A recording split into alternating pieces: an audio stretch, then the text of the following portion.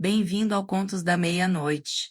Aqui é a Fran. A partir de agora, o medo não pede licença. Apague as luzes, coloque os fones, feche os olhos e não olhe para trás. A história já começou. Antes de começarmos, já deixe seu like. Isso ajuda muito o canal e nos incentiva a continuar trazendo histórias cada vez mais assustadoras. Agora, vamos ao relato. O celular de Rodrigo havia morrido às 14h47. Segundo o relógio de pulso analógico que usava desde os tempos de faculdade, o relógio que seu pai lhe dera de presente na formatura e que ele havia prometido nunca largar porque relógios analógicos não dependem de bateria, nem de sinal. Essa promessa, que parecia sentimental e um pouco tola quando a fez, havia se revelado naquela tarde de setembro, na Serra do Cipó. Uma das decisões mais sensatas que havia tomado na vida, porque o relógio confirmava que eram 14h47 quando a tela do celular apagou, e eram 16h20 quando ele finalmente admitiu para si mesmo que estava completamente e irremediavelmente perdido. Havia saído sozinho pela trilha às 7 da manhã, com previsão de retorno para as 2 da tarde. Era uma trilha de dificuldade moderada, que ele havia feito outras 2 vezes, e estava equipado adequadamente mochila com água e comida, kit de primeiros socorros, apito, bússola. O que não havia previsto era a névoa, uma névoa densa e úmida, que havia descido da serra por volta do meio-dia, reduzindo a visibilidade a menos de 20 metros e transformando a paisagem familiar em algo sem referências, sem perspectiva, sem profundidade, como caminhar dentro de uma fotografia sobreexposta. Ele havia tomado o que acreditava ser o caminho de volta. Havia errado. Não sabia em que ponto havia errado, mas sabia às 16h20. Olhando ao redor para um trecho da floresta que não reconhecia, que havia errado há algum tempo considerável. Respirou fundo, avaliou: tinha água para mais 3 horas, comida para mais 6. Tinha a bússola que lhe dizia onde era o norte, mas não lhe dizia onde estava o caminho de volta ao ponto de partida. Tinha o apito, que seria útil se houvesse alguém próximo o suficiente para ouvi-lo. E tinha o relógio, que lhe dizia que restavam aproximadamente 3 horas de luz. Decidiu parar, beber água devagar e pensar. Foi enquanto estava sentado num tronco caído, tomando o último gole de água da primeira garrafa, que ouviu o sinal. Era um apito, 3 apitos curtos. Pausa. 3 apitos curtos.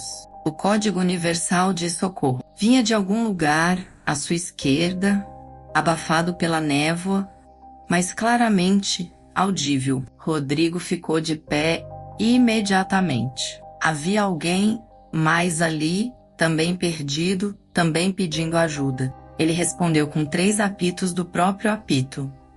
Parou, esperou. 3 apitos da outra direção. Pausa. 3 apitos.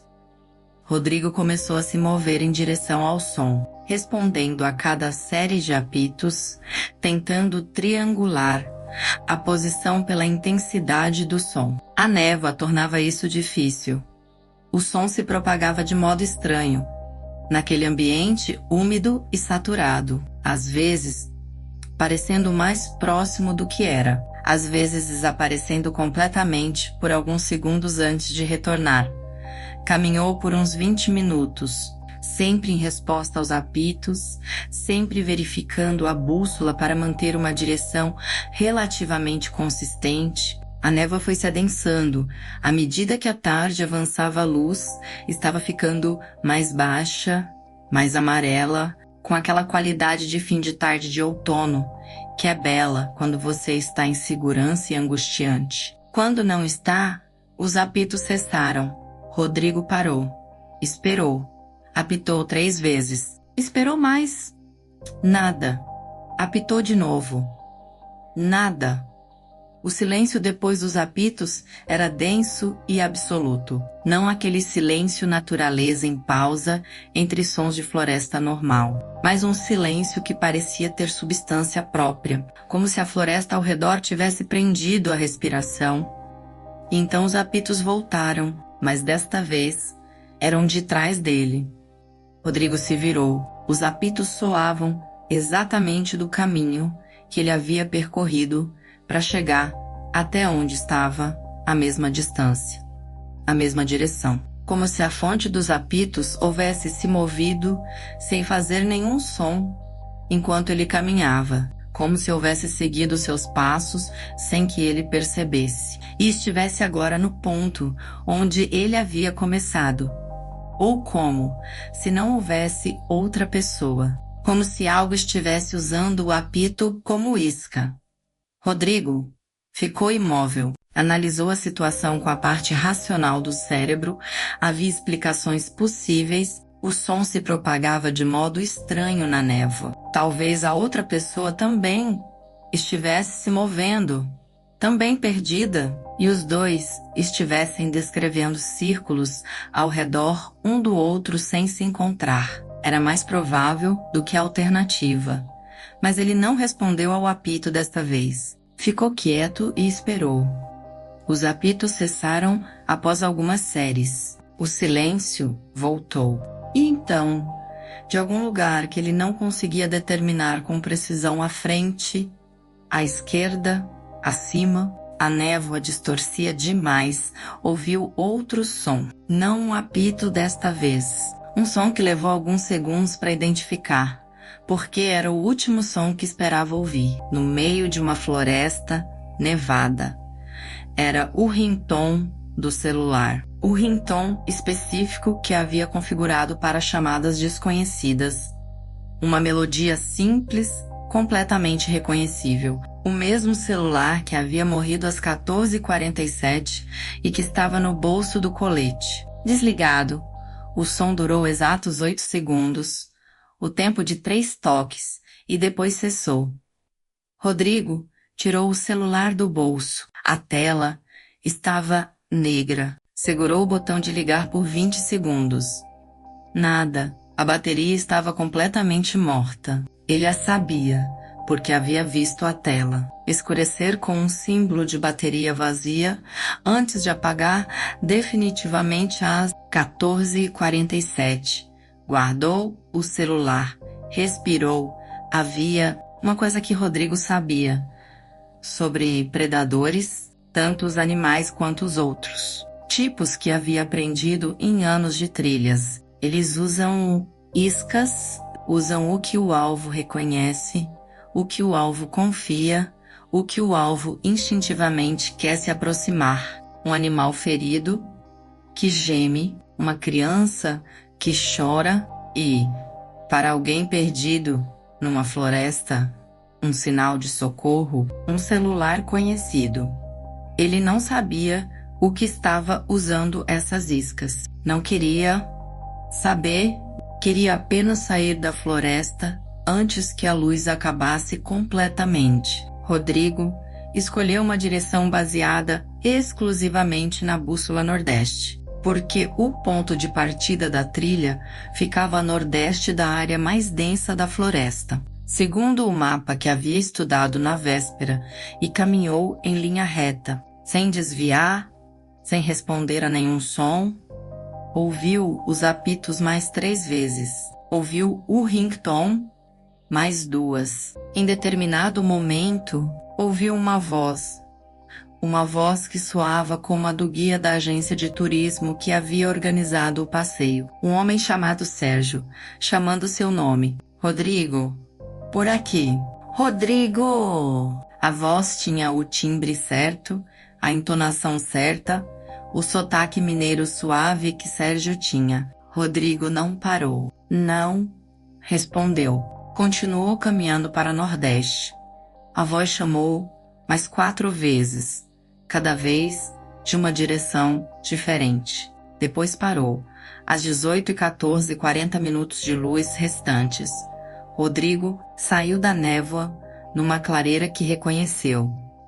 Era o ponto de descanso a 2 quilômetros do ponto de partida da trilha. Havia uma placa de madeira, um banco de pedra, uma lixeira de metal. Ele sentou no banco, colocou o rosto nas mãos e ficou assim por alguns minutos, com a adrenalina drenando vagarosamente de cada músculo. Sérgio, o guia, apareceu 20 minutos depois com 2 brigadistas de trilha, que haviam saído à sua procura quando ele não retornou no horário previsto. A expressão de alívio de Sérgio era completamente genuína, e sua voz ouvida agora sem névoa e sem medo soava, exatamente igual àquela voz que havia chamado seu nome na floresta. Rodrigo não contou o que havia ouvido. Disse apenas que havia se perdido na névoa e mantido a direção pela bússola. Sérgio disse que foi a decisão certa. Muitos caminhantes perdidos cometem o erro de tentar se orientar por sons na névoa, que podem ser completamente enganosos, repetiu Rodrigo, e assentiu. De volta ao carro, antes de sair, verificou o celular mais uma vez. A tela continuava negra, mas havia uma notificação na barra, uma chamada perdida, registrada às 16h47.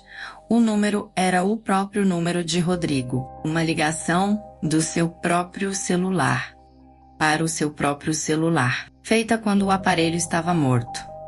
Rodrigo desligou o carro, saiu e jogou o celular num lixo na beira da estrada. Comprou um aparelho novo no dia seguinte com um número diferente. Nunca mais foi à Serra do Cipó. Nunca mais usou apito de trilha.